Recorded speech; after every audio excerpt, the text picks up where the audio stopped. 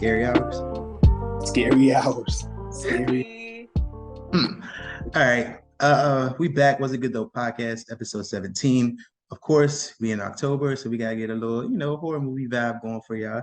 We're gonna kick it off. This is gonna be a very special month, because of course Jazz is the horror aficionado. We love horror too, so we just gonna give you our full month of horror movies. Old, some classics and then some more recent stuff. But this one we're gonna start off with the classic 13 Ghosts, dropped in 2001. Man, I was in elementary school when this movie came out. I remember everything going on. Why you make that face, Jess? Because it seems like you're trying to age shame. Nobody asked you how old you were when this movie dropped. That was not my intention. Jason, did anybody ask him that? No. It sounds like y'all getting defensive, so we know the age gaps. Did any of y'all see this in the movie theaters? No. Oh, that would have been okay. That would have been funny. Relax. I didn't see this one in theaters, but I'm a new watcher, so I can't even, didn't see this one. Oh, well, in that case, it seems like Jazz is going to be the main focus of the movie. I know she done seen this movie about 8, 9, 12 times, so we're going to let it rock. But of course, spoiler. If you haven't seen this movie, of course, it's an old film. We just let you know now we're going to be spoiling the film. So if you don't want to be spoiled or just go back and rewatch one of the horror classics, that's fine. But before you cut it off, please like, comment, subscribe, share, all that good stuff. We appreciate all the love that y'all have given to all our episodes and TV shows previously. Jazz, you're going to lead us off on our horror month with 13 Ghosts. Yes, we had to start, October off with something violent. That's a classic.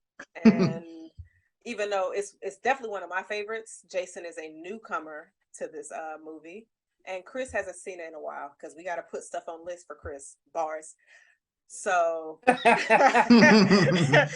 So we are here. All right. So we are pretty much, like Chris said, we are reviewing 13 Ghosts. I love this film, so I'm not about to try to fan out. I'm excited that we decided to do this film. So definitely excited. It's our first one. All right. So the movie opens up. Chris, you good? Huh? Oh yeah, I'm sorry. I'm good.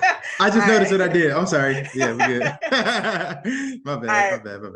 So the movie opens up, we are in a junkyard, which is kind of weird and it's very eerie. And so you see different people running around the junkyard. You're not sure exactly what's about to happen. And we see one of our characters, Cyrus.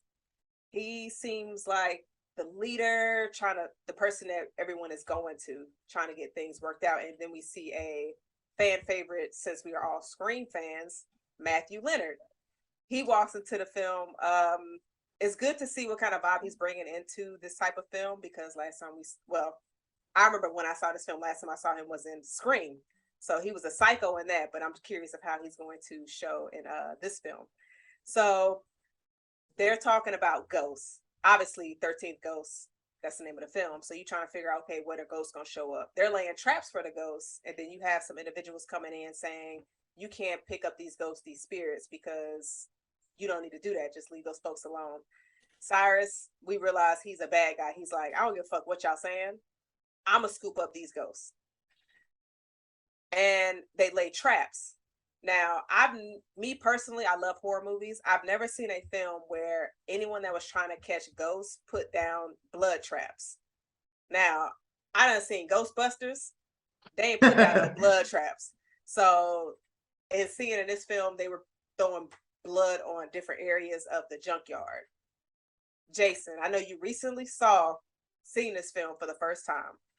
What were your thoughts in this opening scene, and just thinking about other horror movies that you've seen in the past compared to this one? Even though this is an old ass movie, is this something that new that you've seen, and just like, what were your first impressions? It took me to a lot of that 2000 horror. Like, a lot of the movies at that time felt like they were shot the same exact way, from like the way Scream was. You have this movie here. I think it was House on Haunted Hill.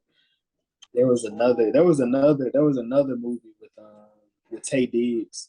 It was a horror movie where he had to go inside of a kind of like a haunted house type of thing. The House on Haunted Hill. Yeah, you just said that twice. I didn't know. So there was one with Owen Wilson. Oh, that's The Haunting. The That's Haunting. the Okay, Haunting. there Yeah. we go. So okay, my bad. So all these movies kind of put me in the same kind of feel. So when watching it, I really didn't know what was going on. Just like I'm just looking at everything like, bro, what are they doing and like what's happening? You just have like these random people that just show up inside the actual junkyard, and you just have the commotion. Everybody just starts to, you just see the ghosts pop up, people are disappearing. You see, Matthew tripping out.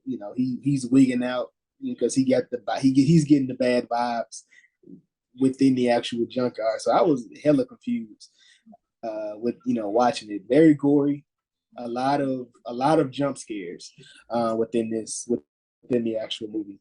But it was definitely 2001. Just from the dialogue, the way how they dressed, the way the movie was actually shot. But it was a nice piece. So are you saying that this movie did not age well? No, it didn't. I have some legends. All right. Within this one, but yeah, I mean, when you think about it, No, when you think about it, it's like almost 90s because like 2001 is like you still in the 90s almost. So I'm giving it a pass right there. I look at it as a 90s film. You're literally not in the 90s in 2001, sir. What do you? No, but like we still got like the 90s, like just like Scream 3. Scream 3 was like had the whole 90s vibe. They came out in 2000. Rush Hour 2 came out in 2001. That shit is still great to this day. Jason, you cannot compare a movie like Rush Hour to a horror movie. That's not fair. That's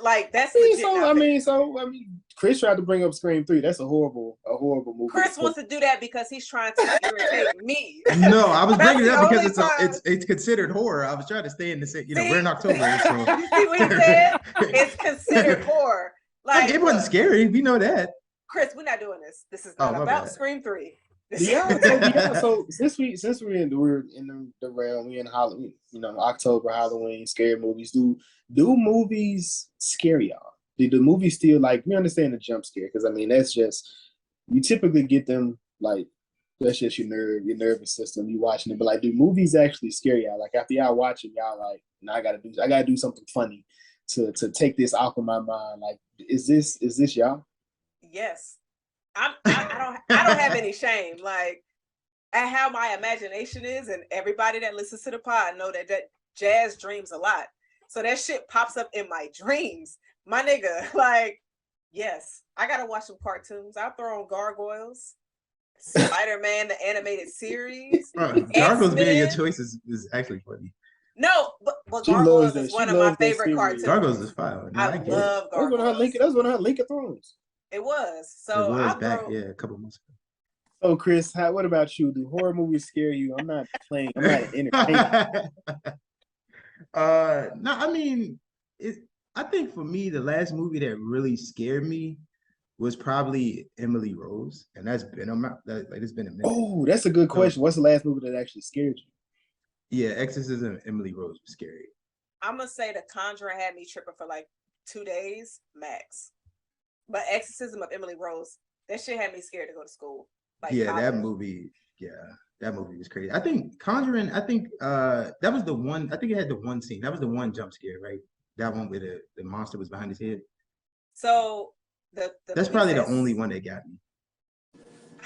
I'm not gonna say how many scenes got me. I'm just gonna say had me shook for like 2 days. That's it. Yeah, okay. Insidious. I think Insidious was the one. Insidious was the last one, but I will say I was kind of shook when I watched The Lighthouse. Like I don't know what I was on or what was going on that evening when I was actually. I know I did. Jazz lost a bet. She had to watch it. She didn't like it, but when I was watching it, it definitely. You didn't watch it, or you didn't like it? No, I got through. I think maybe like an hour and a half, because isn't it like 3 hours? No, I got at least through half. 50% of the movie I finished, and I was just like, I can't do this anymore. Yeah, when I was watching it, man, it felt like I was in that movie, and I nodded off watching it and woke up when Robert Pattinson was killing a dove on the side of the house. You seen that? Yeah. No, I haven't. Oh, I haven't seen it. I woke up in that, so it was just like, man, what is? I'm like, you sleep, you listen to things, so I'm seeing, like, I'm my mind like, bro, who is getting killed? And I wake up and I'm just, the TV still on, black, white, it's dark in the house. I'm like, oh my God. this going on, and the child started crying in the back room. I'm like, what the fuck is going on? I'm like, nah, let's turn it off. Everything, let's turn every motherfucking thing off. We going to sleep. I'm freaking out. Bad vibes. It's just crazy. Jason turned this movie off because this motherfucker was killing a dove. Like, I go to sleep to horror movies, so Jazz, you don't go to sleep to the real horror movies. So let's not play this game tonight. But hold on. What might be real to you might not be real. Could be real to somebody else. No. What's real to me, real to you. You don't watch them movies at night. You watch slashers at night. How you gonna tell me what the fuck I watch? Like, because there's certain stuff you won't watch at night. Jazz. I'm not gonna watch no possess ass shit at night. Why not? It's horror. That's OD. That's OD about it. It doesn't scare me. So why not watch it? Nigga, you not us. What you mean it don't scare you? Just because exactly. That's my point. You're scared. You're chumps. You're some punks. That's the issue. Just play it. It shouldn't matter what you play. If you like horror, all that shit need to be played at any time of the day. And you know what? Lay in the bed with you. Keep the door open. And just hell no. Why is the door open? Yo, nigga, wow. Nope. Nah. What I'm gonna do is I'm gonna watch Lighthouse, and if it's not scary, Jason, I'm getting on you next week. It's not going to be scary. It might not be scary. This movie scared Jason so bad he couldn't sleep for like 2 days. Jason still don't. Jason still. Nah, your sleep schedule still messed up, bro. Your sleep schedule messed up for like 2 months. Ever since you watched Lighthouse, it'd be like 2 o'clock in the morning. Jason be posting on the pod page. We know where that's from. So you can talk. You can talk big, but we don't. Anywho, Jazz, back to you. We get the family in the actual home. Yes, we do. And I hate to go back to what Jason said of it being a film that was dropped in 2001, but the montage that was happening in this scene was definitely 2001. But before we get there, I just want to sum up. Cyrus was able to capture the ghost, and this ghost was fucking people up. And during that entire process, we see Matthew Leonard find Cyrus's body, and it's as if one of the debris pieces from the ghost that was killing his men slashed his throat. So at this point, we're just like, oh shit, Cyrus is dead. So, and then you got this bitch screaming because her man is also dead. So you just like, oh, people dying all over the place. So then you have a montage of a man with his family, and they're out having dinner at home, and then the fire alarm goes off. And she's like, honey, go get the kids. He get the kids out the house. She's still in the house. The house is burning. She dies. R.I.P. to sis.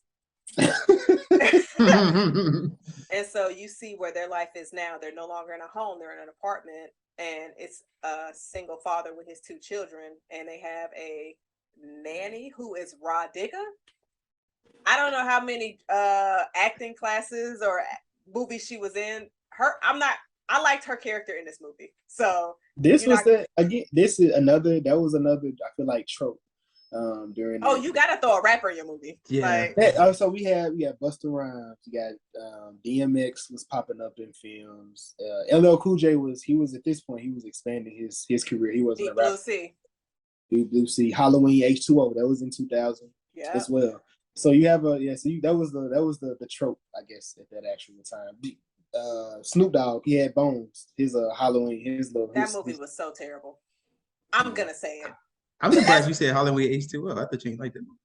That's a great movie. Oh, it's fire. Oh, okay. That's a great. And Michael Myers. It's one of them. Hey, look. Michael Myers. We on 13 goes. Michael Myers catalog is fire. But we talk like, no, nothing. But then you see H2O and then Halloween Resurrection. So he had Busta Rhymes and LL Cool J. Yeah. Tyra Banks. She's not a rapper, but yeah. Oh, that bitch got killed. Spoiler alert. It wasn't killing rappers. Let's go. Spoiler alert, but we already told you that. Right.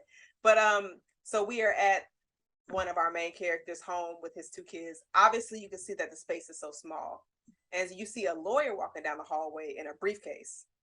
Normally, anytime you see a lawyer pop up, they can't be trusted. To all my lawyer friends out there, I still love you. But in movies, y'all can't be trusted. So he knocks on their door and he says, your Uncle Cyrus passed away and he left you his home. which for someone in his situation that recently lost his wife and is taking care of both his kids, you can realize healthcare in this country, terrible, bills stacking on top of each other, and just struggles that he has to go through as being a single father. So Uncle Cyrus, that he doesn't even have a connection with, you got a home waiting for you. So his daughter, who is, I feel like she's probably high school, probably 16, 17, but 9 times out of 10, this bitch was definitely 28 when she filmed this film. Yeah. But Sharon definitely old as hell in real life. Yeah. She's like hella old. So she's just getting all excited. And so the son, let me get his name. Arthur. Arthur is our character that we are speaking of. Excuse me. Monk. We can call him Monk if you want to do it that way. I didn't watch that show, so I'm not gonna call him that. I'm gonna call him Arthur. Gotcha. So Look what Jason be watching, Monk. What is that? You didn't watch that? Look, No. the shit that Jason told us he watched last week. Yeah, I was bro, like super suspect. Wait, what I watch? The list that you gave was kind of questionable, but we'll just replay last episode. Or excuse me, a couple of episodes back, and you'll be able to realize, like, nah, stop thinking about it. All right, Jason so be watching anyway, MASH and yo, what's the other one? In the Heat of the Night. My parents watch that shit. Y'all don't watch it in the Heat of the Night? No. Nah. It would be on the TV, and I'd be like, "What are y'all doing?" Oh, Walking Texas Ranger. Y'all be fucking Cordell Walker. All right, look. Why do you know his first name? What is wrong with you? Jason know his birthday and his zodiac sign. Right. He a Capricornating. Jason bought the hat.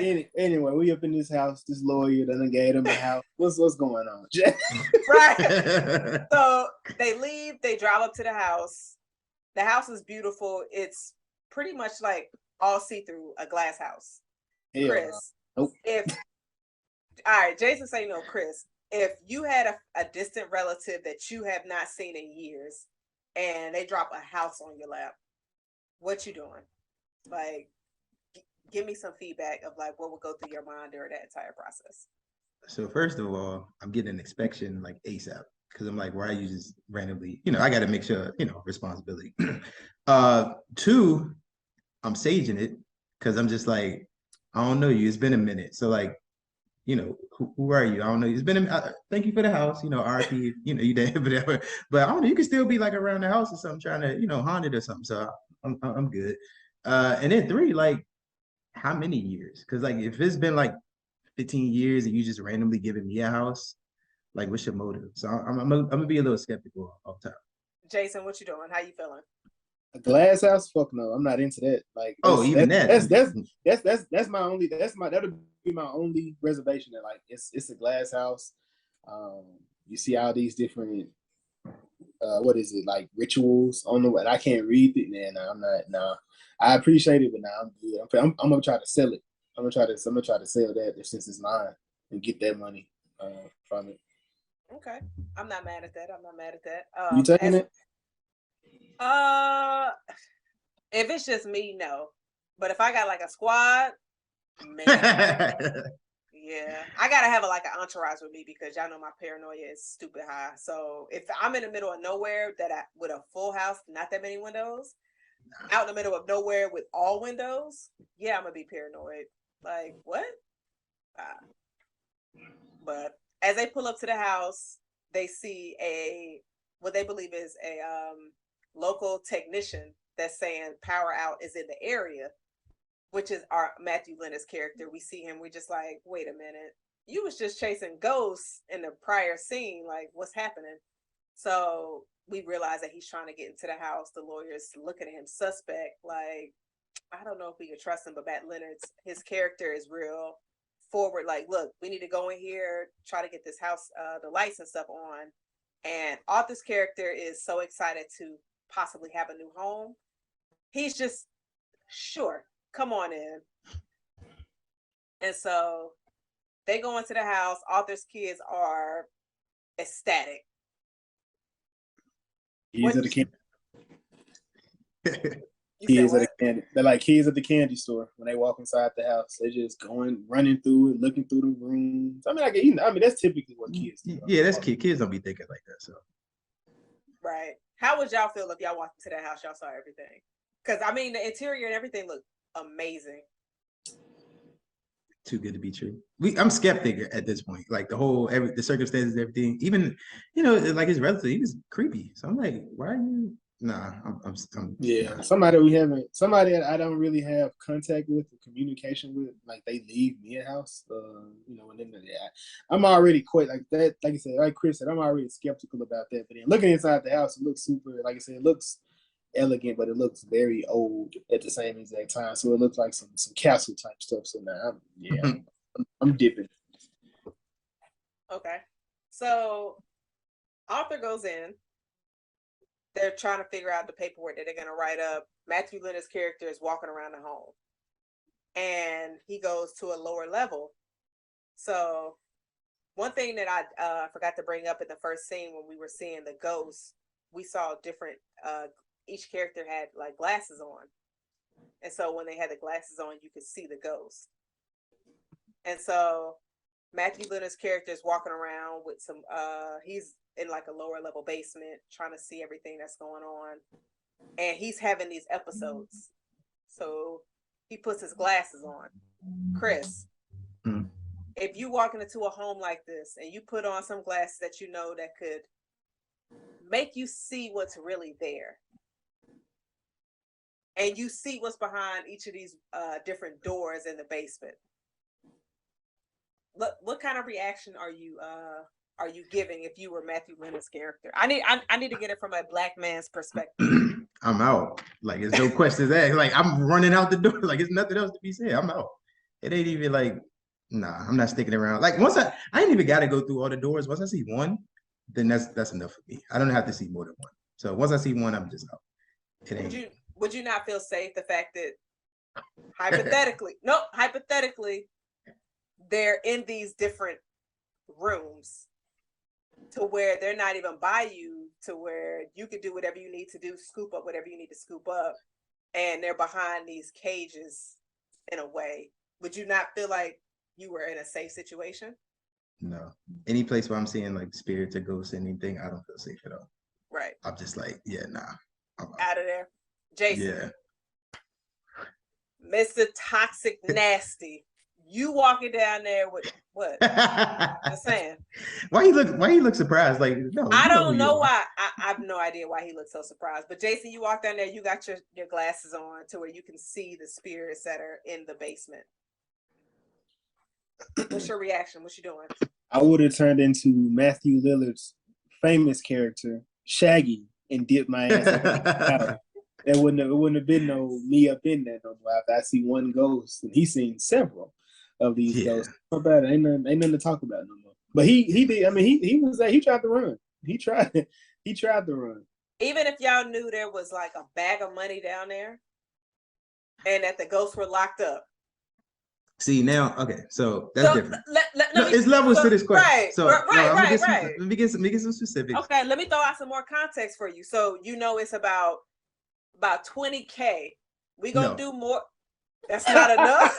20K? No. What you mean? No. Okay. Let me bring it up because Chris is like high class. So 50K. How long is the hallway? Chris, it's in the Chris. All right. Nah. So you got 50K in a briefcase, a duffel bag, whatever, and you know what's in this house. But you also know there are a solid 12 ghosts in this house as well, but they are locked up. Are you looking for this money, Chris? Yes or no? I'm gonna need more than 50K. I'm gonna be honest with you. Jason, 50K. That's not fair. Jason in Arkansas, it's different. The money that 50K in Arkansas is the same 50K in DC, nigga. No, it ain't. Don't give me that. No. It's the same. It's the same $50,000. How you spend it is gonna be the only difference in that situation. 50,000 in Arkansas is 50,000 in DC. Now, what you going to go buy with this 50,000? This shit going into my savings anyway. Within that scenario. And I know Jazz not going in because she don't even do haunted houses. So what people doing, mate? Wait, but hold on. I don't do haunted houses for free. 50K? So if I paid you to do a haunted house, you going in it? How much you pay? How much you pay? I paid a fee for you to get into it. How much you need to go into Jason, Jason, I need something on the other end if I survive. So like, you think you're gonna die? They're not gonna. They're a lot. They're at least in the movie they contain. In real life, like I mean, they're not even doing that. You saying that shit? I might get scared to death. I might have a heart attack. You speaking at my funeral, my nigga? Is you making sure I'm definitely gonna speak at your funeral. Just make sure Shavante come. He kissed my forehead, my cheeks. What if he don't trusted Jason to speak at your funeral? Hell no. Hell no. Why not? It's gonna be a lit funeral. Jason, stop. Come on, Jazz. Come on. No. Come on. But hold on. You know what? I'm gonna make sure the Woo the parents. I'm speaking at that funeral. This is wild to the left, and I should have brought it up when we did our death at a funeral episode. But do y'all have a list of people that y'all want to speak at your funeral? At least two. I got a list of people I don't want to speak at my funeral. No, as long as it's the people that you do. My funeral gonna be it could be an open session. Have fun. Everybody have his casket in the middle, and everybody gonna be dancing around it. He gonna have a bar like surrounding his casket, just like do that. People gonna be pouring drinks on Jason to my RIP, my nigga. Fuck up your entire suit. Like, that's crazy. I want to be in pajamas. Don't put me in no suit. Honestly, I get that. No, like I want to be comfortable. What you mean? My nigga, you not even in that body no more. So what are you talking about? So that's even more. Why you paying all that money for a suit? Just put me in some suit. 7 times out of 10, it's a suit that your family buys you with the insurance. Actually, no, they don't get that shit till after you out of here. Yeah, don't spend that money. No, I'm not. Put me in some pajamas. You know, maybe like a Florida Gator t-shirt, like a Florida Gator bandana or something. Yeah, have me going to the upper room looking good, feeling comfortable. But I want to slide in there. But that would but hold on, that would give you the impression that going up to heaven is the outfit that you are wearing on your funeral and not the one that you passed away in. What if your funeral is like 2 weeks after you die? So that means you walking around the waiting room naked? Who makes these rules? Why am I dying naked? Like, no, I'm just saying, because if you're saying that the outfit that you wear is the one in your casket, if your funeral is delayed 2 weeks, what are you wearing? Oh, hopefully I'm in the outfit whatever I passed away. They got me just sitting. But if that's the case, does it matter if you going up in the outfit that you died in or the one that's you buried in? I mean, I'm going with this. If I go to hell, put me in some J's. I want to be comfortable. Why you want to burn the J's? I want to be ready to fight. You know it's gonna be hell. Why are you fighting in hell? You are there forever. Oh, he gonna be fighting there. We're gonna be down there. We're doing some fighting down there. I'm just gonna try to make friends. Like, what y'all in for? You gonna try to make it back up? What you trying to do? Hey, look, just be like, ask for forgiveness. See if I can. I'm not gonna be down where y'all at anyway, so it don't even matter. But anyway, Yikes. No, but back to the movie. All right, so damn, where did we even leave off? Okay, so basically Matthew Leonard's character, he had a moment of seeing the different ghosts that were downstairs in the home. During this time, Arthur is speaking with the lawyer. The lawyer is trying to get him to sign paperwork, trying to rush it. The kids are doing their own thing, but we know how kids are when they're in a home that they're not familiar with. They're gonna go out and adventure, which could get them killed or get them a good time. It could go either way. So, it is what it is. But during the scenes of where the kids were just walking around the house, Chris, what was your vibe as they were going through each different rooms and different areas of the house? Was it just go ahead? Well, I was gonna say, did it give you less of a creepy feel of the house, even though it was fully like see-through, like all windows, looking at the different rooms? I mean, visually it looked dope. Like, I mean, I'm not a big fan of see-through, like everything visible. But I mean, it looked good. But I'm still I'm just thinking different. The kids ain't thinking straight, so for me, I'm just looking at it in a different perspective. No, I still ain't rocking. Right, Jason. What about you? Would you have seen all of this beautiful different crafts that were on the shelves and different designs where you just, could this be somewhere that you would live? Or after seeing the interior, like if y'all just remove the fact that it's all see-through, I guess, like I said, I guess if I was in the situation of the man, lost my wife, I'm struggling financially, everything within the house would be taken care of. I probably would go ahead and move into the actual house. It did look super nice, especially with looking at where the kids are from, the rooms they running down, to the nanny raw digger, her moving around with, the son in the actual house, and then the daughter, she looking at a beautiful bathroom, that the nice big tub, look like, you can get in, like a couple of people can fit inside that tub. Like that was a nice tub. It's just, but that's that surface from what we seeing, but we know what's really going on. Right. And so I'm trying to see if I can try to sell this house to y'all to see if y'all would actually get it. Y'all It's know. okay, Jess. You do your job is something else. You don't have to sell us anything. You have to tell me nothing. I'm gonna keep trying though.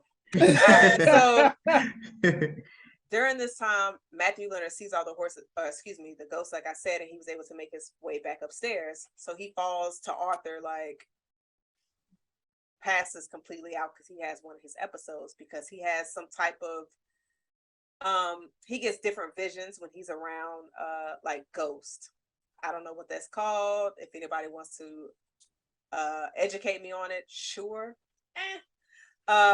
And then Arthur touches him to try to help him up, and so he sees flashes, of Arthur's wife and how Arthur's wife died, and he's like, don't touch me, because it seems like when he's able to touch people, he sees different visions.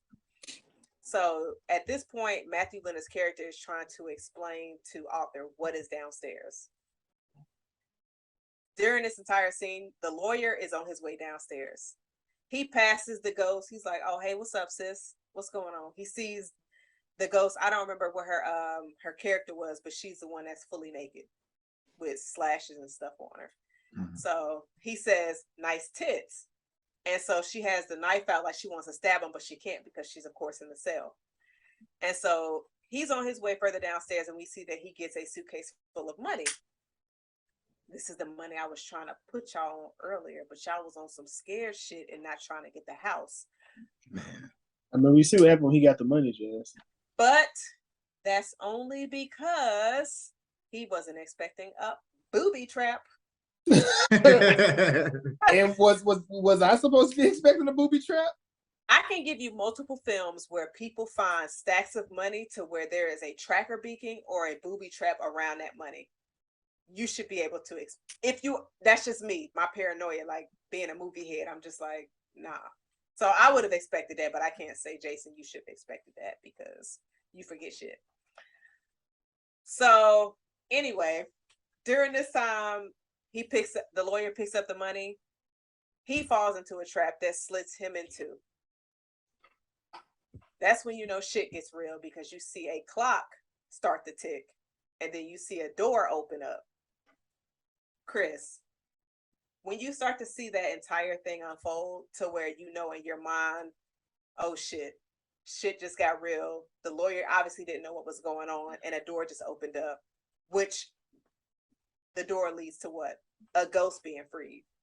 And so we go into that scene to where one of the ghosts goes out the door. Now, my questions earlier was basically when the ghost was still locked up. So I'm not gonna ask y'all no questions with the ghost running around, because I already know y'all gonna say like fuck that. So Chris, what was your thought? What did you think that the family was gonna have to deal with seeing one of the ghosts come out the door? Like, what do you even do? Like, okay, so if I'm in a house and like ghosts just like get unleashed, I don't know what to do. Like, first of all, I'm not going in the house in the first place. But then, like, even when they went in the house, they saw like all the glass houses, like writings on the wall and stuff. I can't read that. I don't know what that says. I'm not going in there. I'm out, man. I mean, at that point, it ain't. Nah, I'm. They better than me. Then the kids, they just like, oh, look at the glass. Like, no, they just enamored by like all the. Nah, I'm good. But I feel like the lawyer, like even with the lawyer was like trying to push him to sign so quick. I'm skeptical there too, because I'm just like, why are you so pressed for me to get this rent? No, I ain't with it.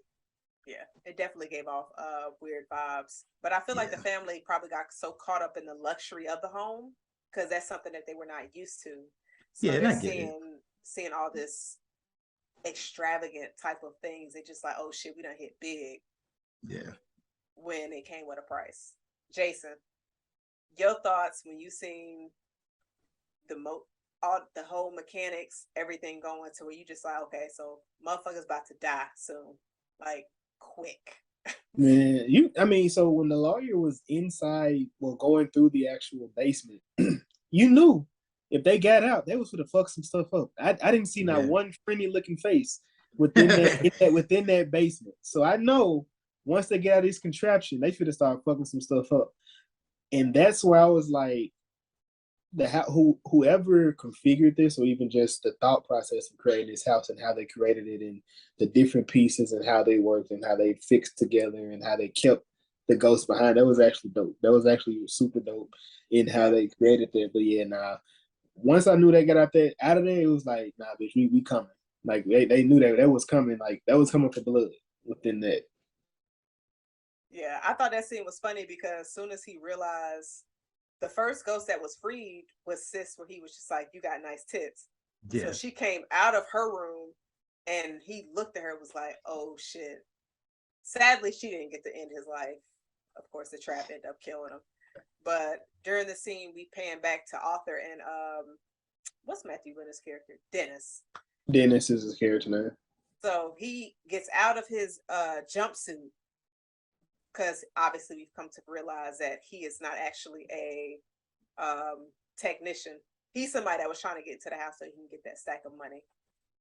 And so he gets out of his outfit and all the doors are starting to close to where they're not able to leave the house. What would y'all first thought have been? Not knowing that there are ghosts in the basement, but knowing that you just went to visit a home that you thought was left to you, and you start to see shit happen of like, wait, why can't I go out the front door? Jason, let me go to you first. When I start to get confined, I'm not into being confined, tied, bonded, and stuff like that. Right. So stuff like that would have freaked me out. Like I would have instantly started freaking out. And kind of like what he was doing, he took a chair, tried to bust the glass, but like you said, the glass is like shatterproof. You're not fit to just break through it in the way that he was trying to do that. So I would have been freaking out. Like my mind would have gone to a completely different place. I probably would have killed him. That's how mad I would have been. I probably would have killed Dennis out. Wait, Dennis could have been a resource. The main one. Like, why would you kill him? I'm freaking out. If I get locked somewhere, I'm freaking out. Like I don't like being confined. Like being confined. So when you locked up, you just start killing people? You just go to death? Yeah. All right. So yikes. If there's any ghost. Right. If there's any woman out there that's like, I want to confine Jason, sis, don't do it. Reconsider. Read some literature. Sis, don't do it. Don't read your Bible. That's crazy to me. But Jason's special though. We've been through that. I didn't think he was on that level. But during this time, we see the house is getting locked up. And then we also realize that Arthur's son is missing. So now he's like, okay, I can't leave the house until I find my son. Little kids, they like to venture out. That's why they're on leashes. Whoa. Chris, why are you laughing? I mean, you're not wrong, but I wasn't expecting you to say it out loud. So just oh. I mean, Jason, would you put your kid on a leash? No. I'm great. I snap fingers and niggas stop. They souls be like they took them out their body. So now I don't need the leash. That's another nope. All right. Let's so we do pan to the scene where Arthur's son is down further in the basement, and as time is going by, we're seeing more ghosts get unleashed. And so we see a ghost that looks very familiar. Jason, what did you think about this scene with Arthur's son riding his little scooter, and then he falls and he starts to see different versions or different ghosts in the hallway that he was in, and then he sees a half familiar face? When I was looking at it, I was like, I know Jazz happy he down here in this place. He's finna get up out of here. the kid finna get up out of here. But then when he see his mom, I was kind of confused. Like I was confused. Like I'm thinking, like, is she dead? Because like the cosmetic work was horrible on her face. So it looked. I mean, it looked. 2001. So it looked. So I mean, the other ghosts look good. Just the mama didn't look good. So I was like, man, I'm like, so is she actually a ghost or is she like? Is it a twist? Is that a twist within it? So I didn't know what that situation was. And he disappears with the actual mom, and then they leave the microphone, Mr. Microphone thing on the actual ground. You know, Did you have one of them? I had the actual Mr. Microphone thing. Like the one on Toy Story. So, Oh, you yes. did. Oh, okay. Yeah, So yes, you had one. yeah, I did. And a talk boy. That we're not talking I had a talk girl. It was purple. about. Chris was like, I didn't have nothing. Yeah. But so during this scene, they're going out trying to find Arthur's son. So they split up, and we see, I believe, as they were walking. So we have Arthur, his daughter, and then Matthew Leonard's character. And then Arthur's daughter gets attacked. They can't see what's attacking her. She just getting fucked up. Like, she rises up in the air, her back getting scratched up. It's insane. And they're not able to see exactly what's happening. And so she gets pulled. Matthew Leonard's character is like, pull her, come on. And then we see a light come.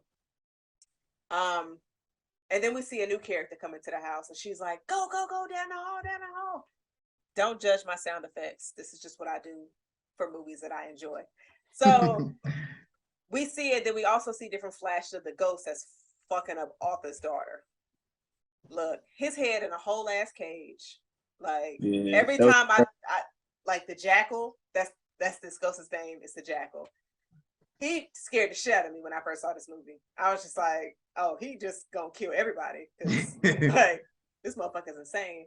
So they were able to get away from the jackal during this time, and we're introduced to, I believe her character was Angelina. Yeah, she was in the opening scene, right? She was the one with the opening the booth. She was the one that was cussing out Cyrus. So we see her like, oh, sis know what she doing. Sis brought candles. She can save us. She can get us out the house. Arthur thought that too. And she's like, yeah, no, we can't get out the house. I was able to come in. There's no other ways out the house. And he's like, bitch, what? So it's like, you ain't bring us no solutions. But Angelina, is that her real name, Jason? That part I'm not sure. Her name's Kalina. Kalina. Thank you, Chris. So, correction. Kalina is like, I need to destroy this entire house because it's trapping souls. So at this point, we just like, okay, you trying to do all this other stuff. We trying to find his son so we can get out. But obviously, when you have someone that is able to bring more to the table, that she knows how to get out, you got to go with her plan so then you can get out. She might help you survive, but who knows? And she definitely played more into that mom theory that I was thinking. Because I was like, man, what? She just randomly pop up. I'm like, the mom disappeared. Now you pop up. Like, I'm like, yeah. That's why I was like, I thought she may have made herself look like the mom, but with the stuff on there, it kind of would have made it look a little bit different. So you think she was just putting on makeup and I thought she walking around? In that within that scenario, yes, I did think that she was the, like I said, when the son was there, it was just the mom. There was nobody else. There was no. I mean, he got the other ghost scared him. That would make him fall. But at that point, it was just the mom and him, and that's why I thought it was possibly her. Within that. But I was wrong. But that's just what I was thinking at first. Right. Okay. I'm not, because I know Jason be going on long courses when he be looking at stuff, so he processes it different than me. That's what's up. Be more in depth. Jasmine's like, I don't know where that came from, but sure. I'm just saying when he went down there,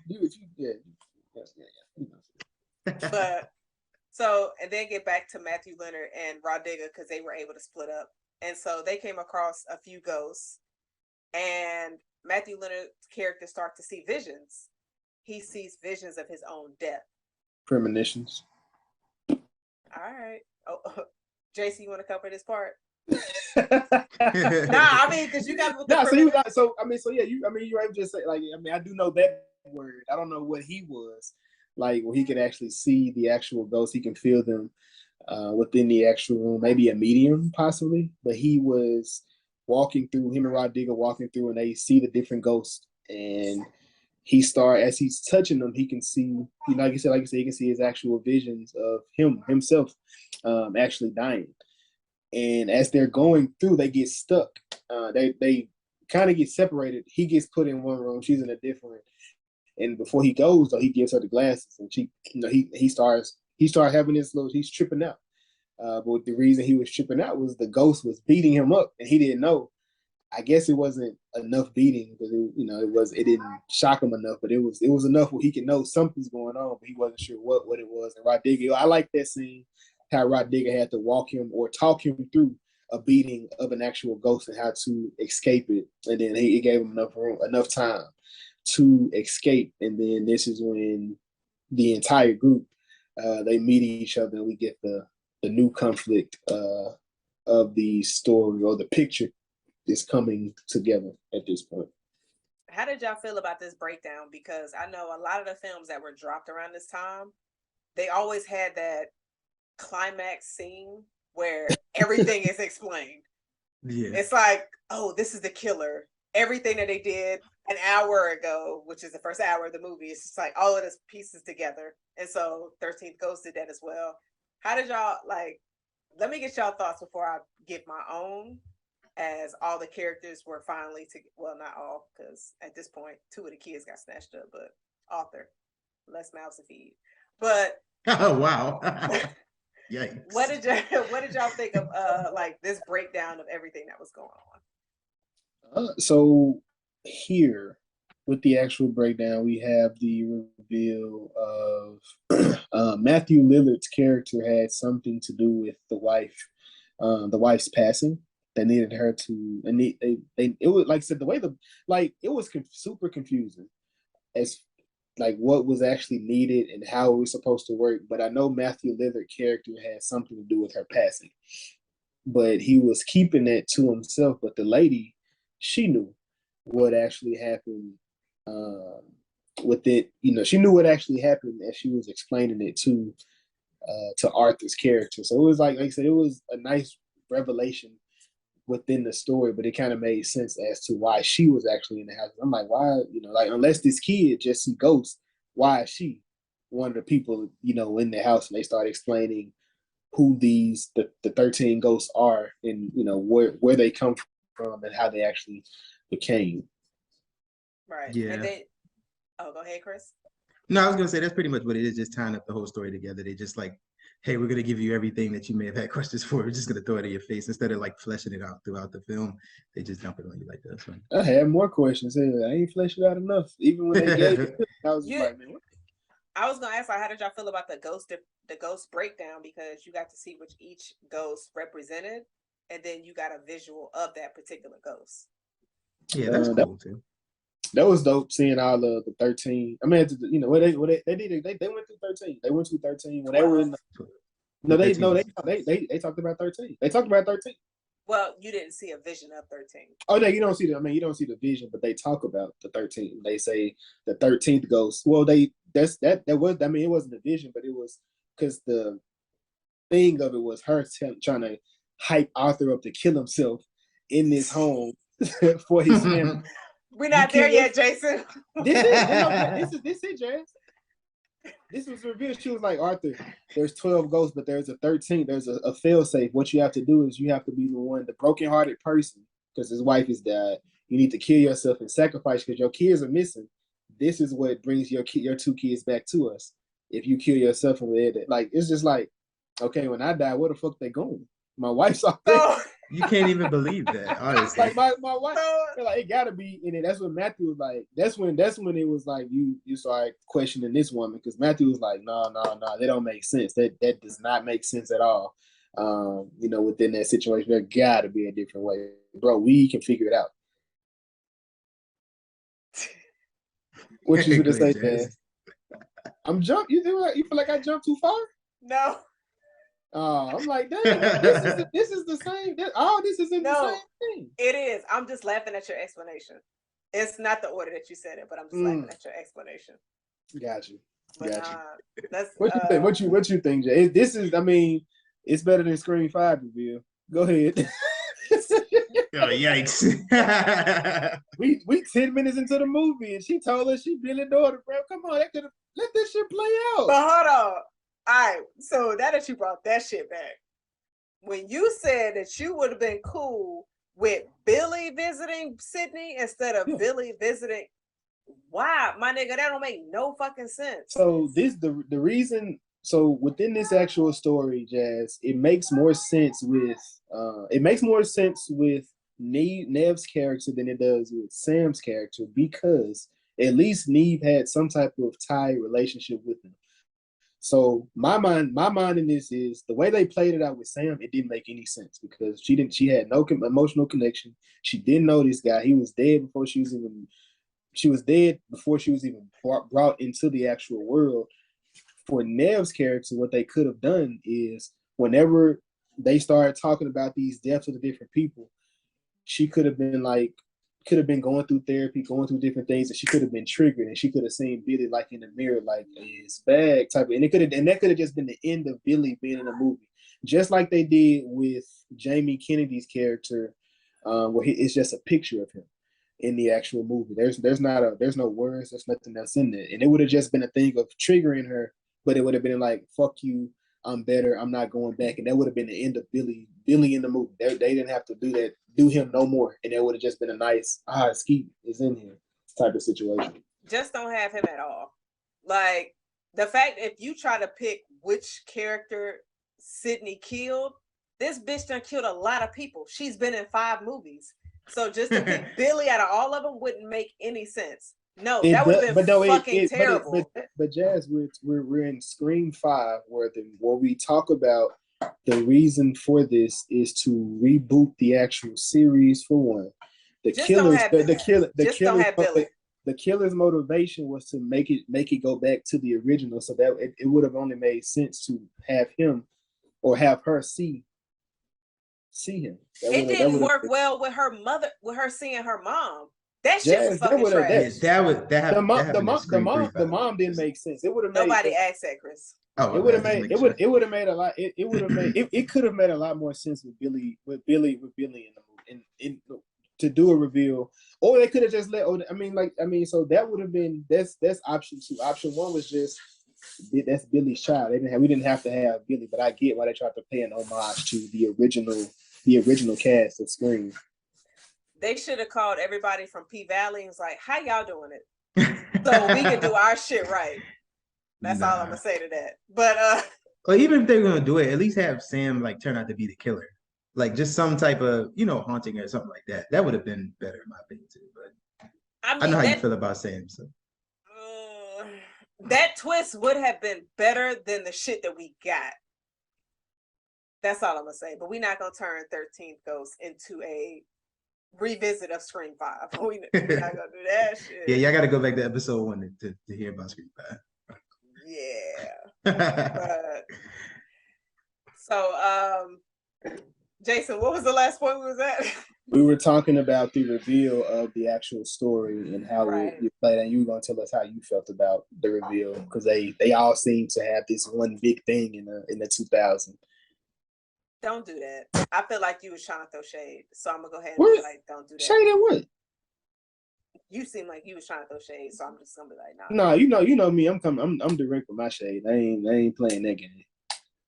All right, so I thought it was dope. The reveal of how they did everything and incorporating, of course, his wife and just all the different levels of ghosts. And then as they were going, you could see some of the ghosts, their motive would not have been to kill you. They just trying to walk around. They just want to be free. And then you have some ghosts, obviously, that were a lot more violent than others, which is the jackal, the hound, that big black nigga with nails in his face. Yeah, he looked crazy. Camera guy. Yeah, he looked nuts. Yeah, he was wild. But glad we got some representation. Am I right, fellas? We already had Rodriguez. We didn't need no ghost niggas in there. I I mean, mean, you it's got one from the living and the dead. So exactly. I see Sometimes the it's vision. good to I see see the some vision. like black see. ghosts in there. We Like, got damn, two. shit. We got two. We got two. We got two. I mean, yeah. And hey, none of them that were alive died. This is true. So This is true. yeah. But then we see in this scene where I believe Arthur and Dennis go out to try to find his son or his kids. Try to find them. Yeah, he calls him Captain America. Nice little Marvel tidbit there. Marvel wasn't even popping when this movie dropped, so I don't even know what the fuck you even talking about. It was actually. It was What about had to. dropped? Wait. He said it was. It's about Wait, to. right. Two different answers. Actually, I take that back. I take Man, that back. Blade was a. And then Blade you was could a throw staple. Spawn out here too, but the That was MCU DC. that we That was DC. Spawn isn't even DC. Wait. I didn't think Spawn was DC. It's not, but it partners with DC. You're right. I was about to say, like, There's a lot of Batman in Spawn. I ain't never seen, Black Panther and Spawn do nothing. Are you coming at the Black Panther on this? I'm not. In October, a month before November? What you not gonna do is that disrespect. So you gotta fix that shit. I'm just letting you know what. We ready? Wakanda forever. We ready? Nah, because your Link of Thrones been a little on the white side, so we nah. What? I'm not going back weeks ago, but you remember what happened. So yeah, It definitely got you looking real shaky. Matthew, Dennis and Arthur are in the hallway. You got it, Jason. Go ahead. Dennis and Arthur in the hallway. They moving around with the Aladdin glass, trying to protect themselves from the actual ghost because the spell, basically a protection spell that keeps them from getting captured. But they get into a situation where they get cornered, and they both can't hide themselves behind it. And Dennis chooses to sacrifice himself to allow Arthur to free himself and also save his actual children. And the visions, unfortunately, that he was having, they come to fruition. He gets killed. He gets killed by not only the black dude, but he also gets killed. It wasn't the jackal, right? It was the other guy that they caught in the beginning of the movie. Him. Yeah. The black guy, the guy they caught in the beginning of the movie. They fuck him up within their room, and they ran a train on him.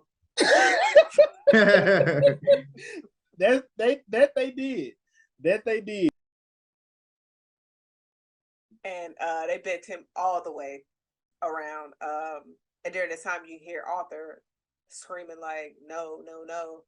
And Arthur, like during that time when Matthew Leonard's character, Dennis, he dies, and Arthur just feels defeated. He looks defeated, and during this time, you get another scene of Arthur's kids in this huge, weird-looking mechanical device, and so we're not sure exactly what's going on. Both of the kids are there; they're screaming for their father. This shit made me think of Spy Kids. That's what it made me think of. Oh, like when they sitting on that little thing and everything spinning around. Sure. You don't remember Spy Kids? No, I don't think I ever really. She was just talking about memory in games and stuff like that. No, I don't think I ever watched Spy Kids. So you tried it. You've never seen Spy Kids? Wow. Oh well. Yeah, it's cool. I'm disappointed, but it is what it is. Yeah, I can't talk too much. So nah. That's why I can't go in like I want to. I was gonna let you. Jazz like, nah, nigga, you, all right, nigga, calm down. Jazz is ready. Jazz is ready to be like, man, look. Jazz had her list ready, boy. I didn't choose violence today. I'm chilling. But so Arthur's hearing his kids screaming, and he gets up. He gets some type of hope back because he got to go save them little crumb snatchers because he'd be a terrible father if he didn't. Ain't that right, Jason? He would be. He definitely would be. So on his way to try to go save the kids, we have two different scenes, in which I also love that movies that did this in the early 2000s when there were two different plot points they put them like they did different scenes to where you see what's going on different sides. So we see Rodiga and what's the girl name? Katina. The one you, Kalina? You say her name? Kalina? What is it, Chris? Kalina. Kalina. So we see Rodiga and Kalina working on trying to stop the machine that's got Arthur's kids. Rodiga's pressing all these buttons. She's like, this shit ain't working. This shit ain't working. And you see Kalina looking, and she's got a book. And then you see Arthur just sitting there chilling. So you see two different plot points, and you start to see reveal what's actually happening. So Kalina knocks out Rodiga, knock that bitch all the way out. Look, can't turn your back on folks. And then as Arthur comes out and he sees his kids in this giant machine, he looks to his left, his right, and he sees Cyrus. Chris, this scene, with everything that done happened, you done saw a new friend, somebody that you was like, oh, I can send you a friend request on Facebook. He did now, so you ain't. And then your kids are in this crazy trap, and you're in a house full of ghosts. And then you see your uncle, who could possibly be a ghost, who could possibly be alive, but hell, you don't know. Like, how do you handle that situation if you were Arthur during that? I'm just freaking out. Like, what do you even do? This is why you don't go in the house in the first place. Like, all of this could have been, like I said at the beginning, I'm not going in there from the start. Like, what do you, like, it's just like, everything is just, the worst possible outcome of everything just happened. And I'm just like, I'm about to die. I'm finna die. But Cyrus is like the epitome of cutthroat. Like, dude, like the entire movie, he was snaking and fucking people over from the beginning of it. And then at this point, he has the girl, she's trying to convince Arthur to kill himself. And Cyrus is the entire time telling her, don't trust people, watch out, look out for yourself type situation. And as he gets over to where Arthur is, he puts her in a situation that actually kills her. So it's just like, yeah, bitch, I don't even need you. Her death was fire. Yeah, within that little closed room, it like some push that bitch all the way. Some soft type shit. That's one of the top 5 worst ways I would think off top that I would die. To get squished? Drowning. Yeah. Like drowning is in my top 3. Oh yeah, drowning is bad too, but just like the whole like the walls closing in on you type thing. I don't want that. I feel like burning alive, that just seems so painful and long lasting. Hopefully I'm dead. When that situation, if it was that, I would hope the smoke takes me out before the fire does. Yeah, I think it's just like the long drawn out inevitability deaths is just like, just get it over with. Or if you're running from zombies and they're chasing you and then you fall and twist your ankle. I'm not following. Yeah, I'm not following into somebody. I'm not following. At least 2 of us would. So y'all sitting up here acting like if you were in a situation to where you 28 days later, zombies, I'm out of here. Oh nah, see, okay, no, you're not outrunning 28 days later. Oh God, I am. Cause you ain't never seen me run, baby boy. I'm out of here, bruh. Out of here, bruh. Drop a video. Oh, what, you running? Run 40. Nigga, like, I want to see you run. Oh God, yeah. All right, we gonna bring that to you. Make sure you got somebody extra behind you as if they zombies. I want to see the full fucking thing. I want to see you running like. Since we in October, we should do the Micah Myers challenge. Jazz, you don't have TikTok. I run our TikTok. Chris, have you seen it? Yeah, I've seen that challenge. So Jazz, what you have to do is. Why you say so, Jazz? My nigga, you send it to our chat. Chris, no, you may not have seen it. Have you seen it? Jason has dropped it in our chat before multiple. Oh, I thought you ain't know. I have. Okay. Yeah, we had a conversation about this. So this is for the listener. So basically, what happens is you and another person, you have to be able to get in the house before Michael Myers catches you. Most people fail as they get to the door. For some reason, they begin to fumble the keys. As they get, this would be. I need to see what the actual how much time you're supposed to give them. But I feel like because it's a head start. It's like the one person just running and the other person just walking as you try to get into the house. So I got a question for y'all. This might just be me, but anytime y'all walk into y'all house and you're getting your keys out, do y'all not think of a situation to where? How long is it going to take me to get to the right key and get through this door before if somebody's following me? Does that not process? That's literally how I was taught growing up. Treat it how like someone is following you and get That's in the how I house. get into the door. Because I'm just Yeah. like, hurry up and get it. I don't sit there and lollygag. Nah. I'm trying to check my speed. So okay. That's how I was taught. You have your keys ready. You know how to get through. You check your shoulder right quick. Make sure you clear. Exactly. Get in the house. Yeah. Because you don't want. Right, Arkansas. Arkansas. Yep. Exactly. That's what it is. What you mean? Nah, what you mean? What you mean? It's different in Arkansas. I mean, y'all y'all seen the Sundown Town? Y'all seen that? Yeah, we know what the Sundown Town is, but I know the movie. The movie. The guy. That may not be the right name, but it was the. We had a mass killer out here before, like pulling up, fucking niggas up on some Michael Myers type shit for real. So yeah, no. I'm not. I don't play those games. Like whenever I get out the car, like I have the key in my hand and I run. Like every time I always run. Like it's all. I circle the block a few times first. First off, I circle the block just to make sure nobody follows me. And then when I get out, I'm running running to the door and getting in. There's no lollygag, none of that. I'm moving. Like Arkansas, I'm more likely to get fucked off because most movies are in small towns. So yeah, stop. Don't try to play me like I ain't out here moving. Like ain't. What? You do that? You do that every time you go in the house? Like you run to the door? I do. Every and time. You still be late for the podcast? My nigga, what are you? Dang, man, come on. Hey, brother. When it's the podcast, I be dealing with children, so that's a completely different. That's a completely different game, completely different realm. But yes, yeah. Whenever anytime I go to the house, yeah, I'm especially at nighttime. Oh, hell yeah, I'm definitely moving fast. Cause I don't know who moving as fast as I'm moving, and I ain't got time to play that game. Cause I'm putting at least 12 in. Yeah, I'm putting 12 in somebody if we playing that game.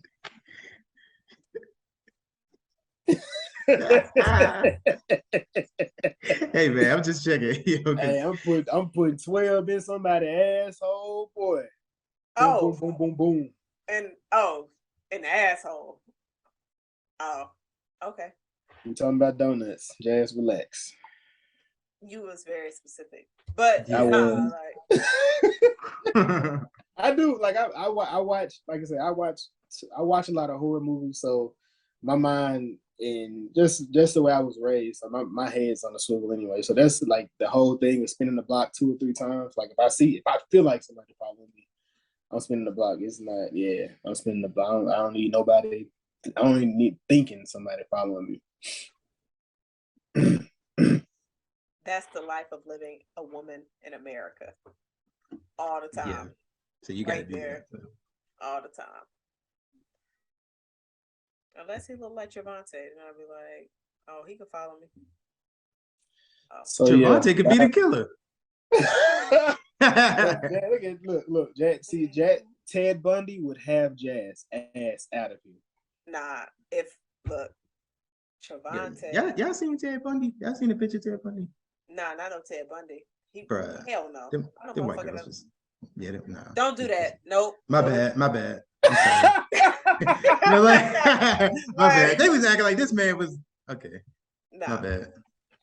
You know, like I said, you got Joe now. Joe is Ted Bundy was real, but you got the Joe Berg. What's his name? Joe Berg. Oh, yeah. Yeah. So. Yeah. So like Jazz was saying, Arthur and Cyrus, they have a little face off within this scene. And kind of like I'm slick like Arthur. Like when I see stuff, I count with my fingers. Like I would count with my fingers out. So he like sitting there like 1, 2. He get 12 ghosts, and he like shit. He look over, he see shit. They go to 13 ghosts. He like, wait, hold on, you look a little bit different from everybody else. Take his glasses off, like this motherfucker. You out of everybody in the, like you done fucked that, but it. He kind of tell him, man, like, you and your little pathetic family, XYZ, I needed y'all to finish, the ritual that I had going on. I thought that was wild because I do appreciate how they went back to the original montage when they were explaining the different ghosts. And so you see Arthur counting down and you just like, Cyrus wasn't even on that list. And you just like, wait a minute. And then you have that twist that Cyrus was alive the entire time. So he faked his death at the beginning. and he was trying to figure out how to bring his nephew to the home because his nephew was going to be the one to risk his life to save his family. So, what does that tell you guys? Family ain't shit sometimes. Hey, especially if you ain't heard from them niggas in like 10 years. Nah, your expiration date done expired. Like, but I thought that twist was so crazy because Arthur's sitting there like, and then he snapped. He like, you the reason why I'm in here. You the reason why my kids are in danger. My wife did. He fucked his whole life up. I mean, I'm not gonna blame his wife's death on Cyrus because how would you? She died before Cyrus even got her soul. R.I.P. to her. Huh? Like, no, because they had a house fire.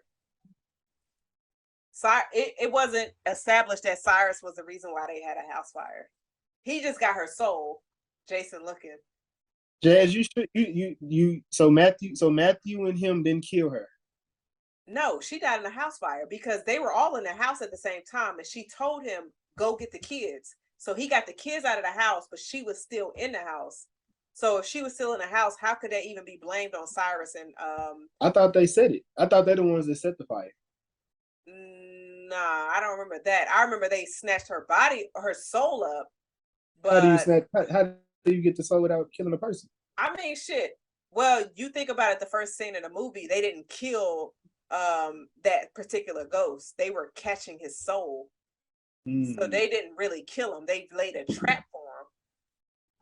So I know you're gonna do your own research. But yeah, Jason, he's looking for a way to try. Right. To I mean, but I'm just from. That's why I said like like when I'm looking at it, it felt kind of confusing because the way that the lady made it seem is y'all killed that woman, and then y'all capture her. You know, because like I didn't understand how he was capturing souls. I never understood that. Right. It was just a situation to where they captured her soul, so her soul has not moved on. And she's not able to move on because they have her trapped into that house, which is why Arthur was so pissed off. Like, what the fuck?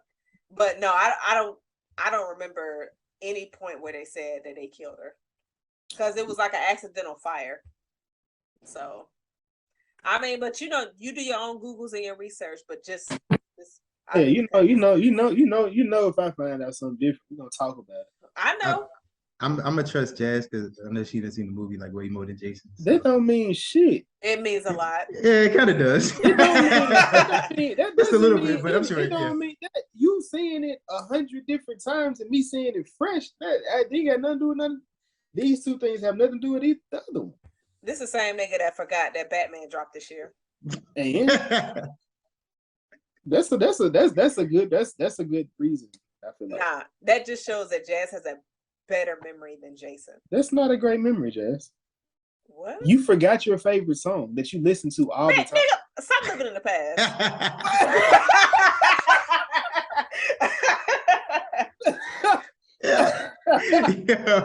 We recorded that shit 4 times and she's never got it.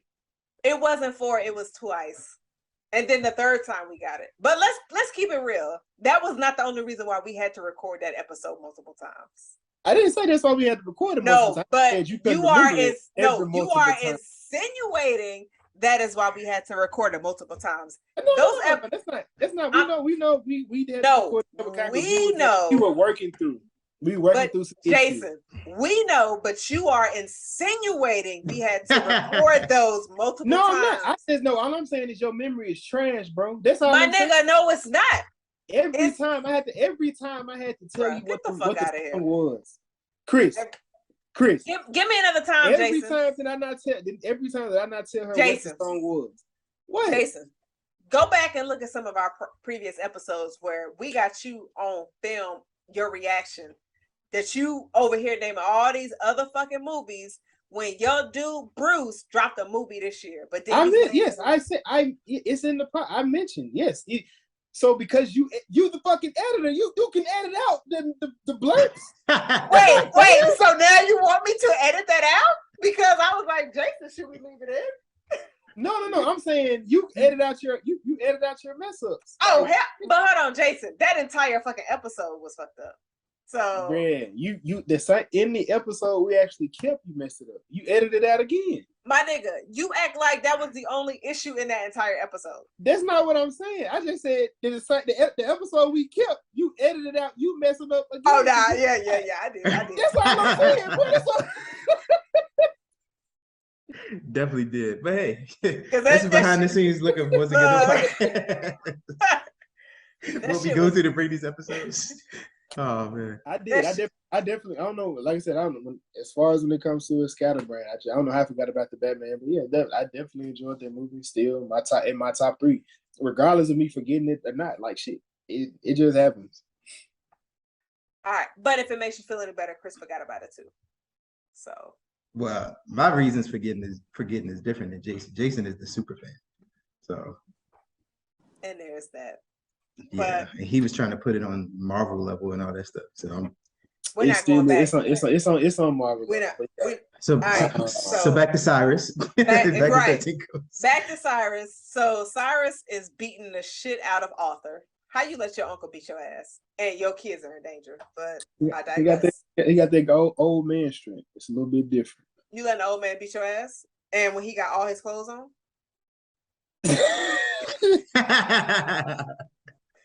Ain't no dick gonna get in your cheek this time, Jason. So why you letting him beat your ass? I personally don't feel like I'm letting anybody beat my ass. That's Aaron Donald to a newborn baby. Why you gotta go? Yeah, we talking Aaron Donald, bro. He's in the aisle. Hey, the football season done started, so. Hey, he watch him play. He see the Rams on TV. What you talking about? It's cool. Jason. All right. But yeah, I mean, old man strength is a thing. But you know, your kids on the line, you gotta come on. Right. You can't lose in front of your kids. But then a positive thing happened as Arthur was getting his ass beat. Rod Digger, who is a character we thought died, was out of here. She is not. She is still alive. And she is fucking up the music that is playing, that is bringing the ghosts together, because Cyrus was able to play some type of how would you, it's like a scripture music. I don't know. I'll let y'all figure that out. But the ghosts were coming into the center of the machine. So they just needed Arthur to risk his life to where he would die, and then Cyrus would get, I don't know what Cyrus is something from the other side. His end game was it like immortality? Like what was he? I don't remember what exactly he was trying to get. Basically, he needed Arthur to kill himself. But Rod Digger, she put a wrench in that entire thing, and so the ghosts were no longer trapped into this machine. So then they realized Cyrus is their true enemy. Chris, during this scene, what was going through your mind? Not being Cyrus, because no, if you look at from being 6 feet away, seeing this entire thing unfold, like what is going through your mind? I'm looking for the front door. I'm be honest with you. I gotta get. I mean, well, okay, so you can't at this point because the whole building locked down. So I'm just like, dang. Like my whole point, like if I'm in this house at this point, like everything going on, I feel like I'm gonna die anyway. So you just kind of like you rooting for Arthur to just find some way to beat up Cyrus, and it's just kind of like whatever. But then you see the ghosts go to Cyrus, and they start to surround him. So finally, you pretty much see Cyrus getting what he deserved in a way, because he's the one that's been trapping these ghosts. Jason is like, oh yeah, fuck Cyrus. And he's the one that actually brought them all here. So Jason, like, what did you think during this scene? Did you feel like Cyrus finally gonna get his ass killed? Bullet to the asshole. What did you think? Yeah, now with this, it was well deserved. When the actual ghost grabbing him, because he had done enough. He deserved whatever they were gonna do to him, and you know how they were gonna do it. So yeah, it was a death well deserved. I enjoyed it. Like I said, the movie started off with a lot of killing. It wasn't too much throughout the actual movie, so it was nice to get another little death scene. It's kind of wild he got killed like right in front of the kids too. Like they was right there. It's just like. I mean, I feel like some of his blood squirted on their faces. That's what I'm saying. But trauma. They messed him up. Yeah. I definitely think it was old for sure because it's just like they knew what you had done to them, and they knew that you had them trapped in this home. Yeah. So, uh, they got their revenge. So I definitely appreciated that. Um, so how did y'all feel about Rodiga actually surviving this film? I was glad she got to survive. Like, come on now, she the only the only black living character. So I'm glad she survived to help that at help that at the end. Yeah, I was shocked. I was shocked because, like I said, when after pretty much after this scene, Matthew comes back as the 13th ghost, and he tells Arthur what to do to save the actual kids. He jumps inside jumps into the center with the actual kids, and everything explodes. And at this point, we thought Rodiga was dead. Well, I thought Rodiga had died. I'm like, bro, this is fucking trash. And then she come back like, nah, fuck this, and, just Rodiga, like, nah, I'm get me the fuck out of here. Yeah. I need to get back to New York. I ain't been y'all nanny no more. Yeah, I thought this scene was funny because as we all watch slasher films, and normally films like this, the black character never survives, especially when there's only one black character. And so I think about Brandy from I Still Know What You Did Last Summer, and how we thought Brandy was dead too until we saw her at the end pop up. We was like, oh bitch, you still alive? So that was a thing. That was like a trope that they did. So I don't think it was a long lasting trope. Okay. But I definitely feel like it was one because you had movies that dropped around that time where they were just like, they automatically assume we're going to kill off the black character. So let's make it look like they died, but then bring them back. Yeah, because that was the stereotype that the black character always gets killed. So that was just a twist in it up. I mean, Jada dropped that in Scream too. She was just like, she had the whole game plan, and then she still died in the beginning of the film. Yeah. Both black characters, well, 2 out of 3 got killed at the beginning of the movie. Sucks. Yeah, because the other one got killed at the end. Yikes. Hey, man. Yeah, it was Jada, and then it was her boyfriend, too. He got killed. And then it was... And then Kimberly, Elise, But, actually, out of 4 black people in that film, 1 survived. He came back at the end because he was Gail's cameraman. Yeah, Dwayne Martin. Oh, yeah, he was alive. He left and came back. He was like, y'all handle this. But then Tyson, he took that trope, and they're like, no, we're not doing this. We're not playing this. We're not doing this whole slasher shit. Y'all don't need to be doing this slasher shit. I'm at this bitch. It's crazy that they incorporated that in Scream 2, but then in Scream 3 they had Tyson in there that was just like, oh, I ain't fucking around with y'all. But then Tyson he still dies. Yeah, he had the funniest death scene in Scream 3. That man, sorry, he did. You got to be honest, he did. That man, he slipped on the rug.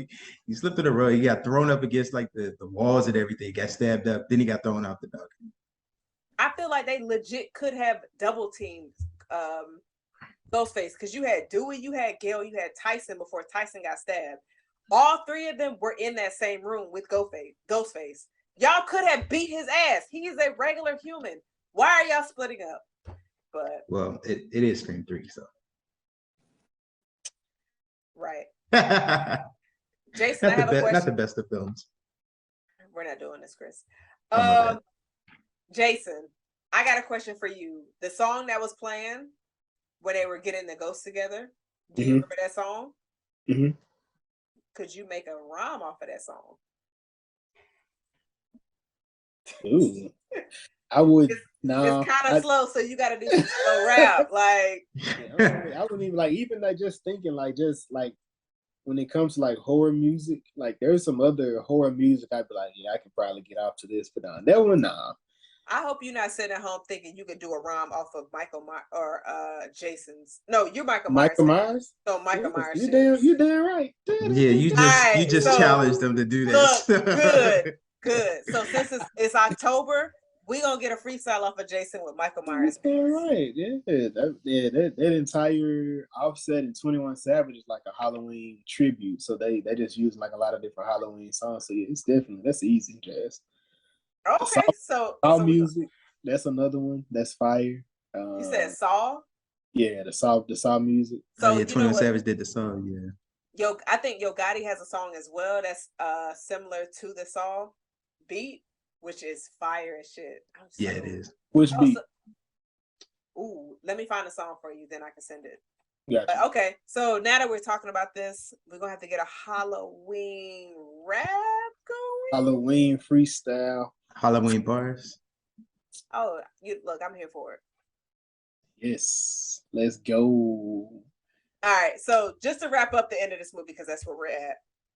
Arthur was able to save his bum ass kids. Raw Digger ass was able to survive, but she gonna try to charge them some extra fees for being a nanny because this bitch did not sign up for ghosts. And I guess they were able to leave out the house now because the doors opened up as if it's House of Haunted Hill. But exactly. Either way, they ain't get no money at the end. Was there anything that y'all wanted to add or discuss from this film? They just did all that and didn't get the money or the house. They didn't know about it. They didn't know about the money, but I feel like they definitely could have found it because as you can see, the ghosts are in the trees and they go about their own lives. Yeah. Like they just want to go free, pretty much. They was trapped, so. Would y'all want them kind of ghosts walking around in y'all neighborhood? No. I don't want no ghosts walking around my neighborhood. You can stay in the woods. Like, nah, leave me alone. I'll be mad leaving out my car, going into my house, and I see the jackal just on some shit. Like, what's up? I'm like, whoa. Imagine you just came back from brunch, Jazz, and you just see the jackal like follow you. I'm sorry if I just gave you nightmares. My bad, but just something to think about. What the fuck? Yo, Chris is like, I'm sorry to make you think about this, but by the way, here's something to think about. Yeah, just something to think about before you go to sleep. But all right, but was it good though, Jason? Our first movie in October, 13th Ghost. You just started it. Well, you recently watched it for the first time. Like, what were your thoughts? Was it good though? It's a cool little horror movie, cool little horror flick. Definitely a lot of jump scares if you're into that. Not a lot of, if you're looking for a lot of killing, not really. But as far as jump scares, yeah, it'll do the job. Okay, Chris, what you think? I think it was good. Oh yeah, I thought it was good. You can see the age of it, so it's just like you just gotta, you can't look at it like from 2022 lens. Just look at it from the timepiece of it was, but it was pretty good. All right, I ain't mad at it. Y'all already know it's one of my favorite films, so I'm not gonna say it was trash. So I'm gonna say yeah, it was good. So, I already know. I'm already hip. There we go, Chris. Link of Thrones. Yes, there was not too many people in this film, so let's make sure. Yeah. Had to dig deep. My Link of Thrones is going to be, her name is Laura Menel. She was one of the 13 ghosts. She was the bound woman, and she plays in Watchmen. Watchmen came out in 2009. Of course, I think I was in high school back then, but I started in theaters. I wasn't trying to do that. I wasn't, no age shaming. I wasn't, I promise. Yeah, Watchmen came out 2009. Really good movie. I think it was a little bit different from the superhero movies that, you may have been used to back then. Did something new, something different. Of course, it was like R-rated, so you just saw things like that. And then, of course, they gave us a TV show later on as well, which is also good, but I'm going to go with her doing Watchmen. Jason, who's your Link of Thrones? You up there shaking and all excited like you got something good. What you got? No, it's not. I was, you gonna throw two. Every time you gonna throw two. What was the second? Watchmen, the TV show? You said the TV show and then you said it's the movie, then you said the TV show. That's a reach. Don't do that. Is it? Yeah, I ain't giving you that. No, Jazz, don't take his side. So for me, I'm gonna pick Kathy. This is Shannon Elizabeth's character. I'm gonna do American Pie. That's one of my favorite movies. She played Nadia in American Pie. His Jason's Biggs girlfriend from across the way. Bro, who hasn't seen American Pie? So are you trying to put somebody on something you never seen before? What you did? I thought that's what Link of Thrones was. mean, she ain't got the rest of this shit in nah, she ain't in too many movies. Scary movie was the only other option that I was gonna pick. Yeah. I recently saw something on American Pie. Bruh. Ain't no black people in that movie. It's not. There's not. Like the when you wedding, look like at the wedding, I think, but not the original. when you look at all 20 people that's on the front cover of that movie, Oh yeah, nah. no color. I'm not But surprised though. At the time when it dropped, I didn't think about that. But now that I'm more awake, She's awoken. I'll be like, damn, y'all ain't have no color on here. Yeah, But you know, I'm not mad. I'm not mad at that though, because I mean, during that time, that's when we had a lot of black films that didn't include white people, not in lead roles. You think about the brothers. A lot of the movies you didn't really have like Bill Bellamy was dating a white girl in The Brothers. He didn't. He was talking about getting away from black women. Yes, he did say that. Talking about getting away from it, but he didn't. Ultimately, he didn't. You know, but he definitely. It was they were having some conversations that were definitely questionable around that time in 2000. I need to go back and watch that movie just for see if I can get some more perspective. You're gonna be you will be Shamar Moore in that movie if you go back and watch it. Me? Why do you think that? Watch it and tell us on the pod. Nah, I'm not. So that's your homework, Jazz. It's not. I'm definitely not watching that this week. But sure, Jason. All right. So my League of Thrones is going to be author. Tony Chabot. Somebody want to correct me? Do what you got to do. He was in Men in Black 1 and 2. He was Jack Jeeves. He was an alien. Mm-hmm. So, which is funny because his character seemed more serious in this. But as Jason said, he was also in Monk, a show I did not see. But I don't want to pull a Chris and drop multiple projects that people work in or have done. So I thought about doing him. I was gonna say Pain and Gain. That was a good movie too. But that's with Mark Wahlberg and The Rock. Yeah. And Anthony Mackie, aka. Oh yeah, he was in that. Yeah, he was in that. You're right. I don't think I watched it. He was in Crossover as well. Just watch that for the laughs. Don't Crossover. Yeah, it's really. Oh, bad. Oh, yikes. Yeah, but it's like a basketball player trying to get involved with and one at the time. It was fucking awful. But did y'all have any ledges, or did we go over ledges? Nah, we ain't say ledges. All right, did y'all have any ledges for this film? Not really. I mean, if you want to be nitpicky and say it didn't age well, but that's obvious. It came out in 2001. I don't think nothing really like stuck out to be a ledge. I mean, I thought it was good for what it was at the time. So I ain't really had nothing. Raw Digger, when she was doing the little music DJ thing, I didn't like that. That was like cringe. She was messing with the DJ box and whatever the music box, and she's scratching, and I was like, bro, what the fuck? I ain't like that personally. Did it seem like they were digging too much in the black trope of like? That's what I was about to ask. I feel like they're going into the music piece, and it's like, and she all scratching like she's scratching on the what's. I'm like, if it was like a tape, it wouldn't even sound like, it would have just been like a garbled up sound. It wouldn't sound like no DJ scratching. But it is what it is. So it's 2001. They allowed her to be the hero of the people, blew everything up. So I'm with it. And then she said a line at the end. She was just like, "See, this why I don't have no going to no houses with no white people." Because at that time, when people would drop comments like that, it's just like, yeah, we as black people know better not to go into like scary houses or situations with white people because we end up dead. So that was like, if you look at a lot of movies that dropped around that time, one of those lines is always dropped. Yeah. So that was definitely the trope that they had back then. Yeah, but they was probably just like, look, at least we letting y'all survive. Hey, give y'all something. Right. Yeah. So, did y'all have anything else to add for this episode? 13th goes.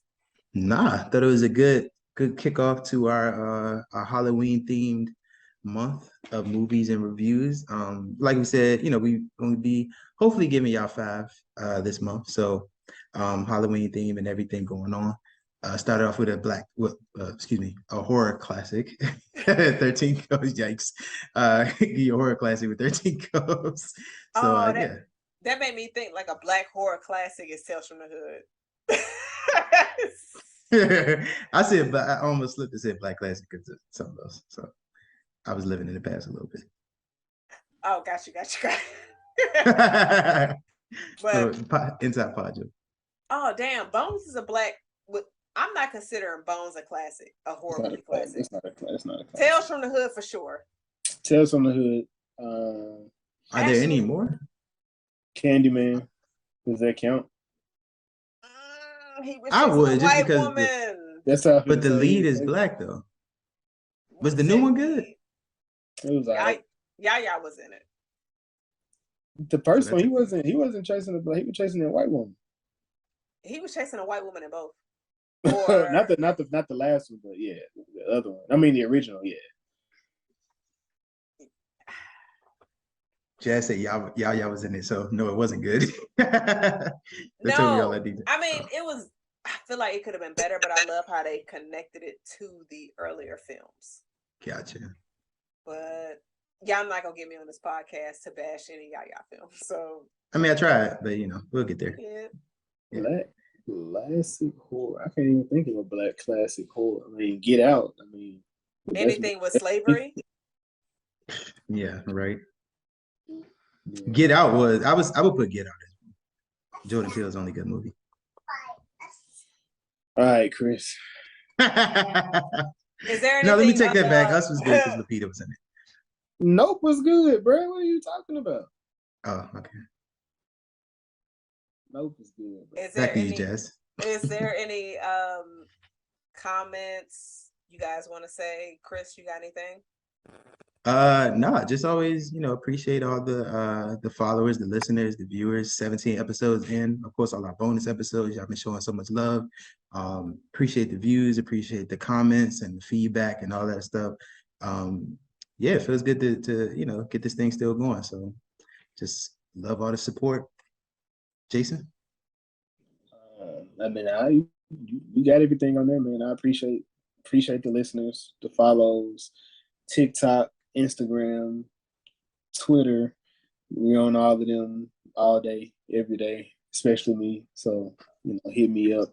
I'm in there cracking jokes, making laughs, What, Jay? You're not that funny, my nigga. So we got, 17 episodes, as well as about, 4 bonus episodes. You can go back in. I got some good quality jokes in there, Jazz. Some good quality in there. And a lot of delusional comments as well. But sure, Jason. Says the one who defended Wanda. That was only for pod content. Oh, so it's why do y'all act surprised? You then told us you were going to then defend Daenerys. Like, come on now. Look, she had to walk that back. She kept watching. She was like, nah. Like if we legit have an episode to where we putting Daenerys up to court, I am so defending her, and I'm gonna come with all of my fucking shit. Like, oh, we can set that up. Get the fuck out of here, Chris. You're not ready for that. Like, coming soon, October. It's coming soon. Nah, you gotta push that shit back to like December, cause whatever happens, I'll be ready. Nah, Daenerys. None of that. But I definitely want to give a shout out to everybody that listens and watches the pod for sure, and that shows support. Like, it's much love. So, all right, episode 17 of the Was It Good podcast. 17.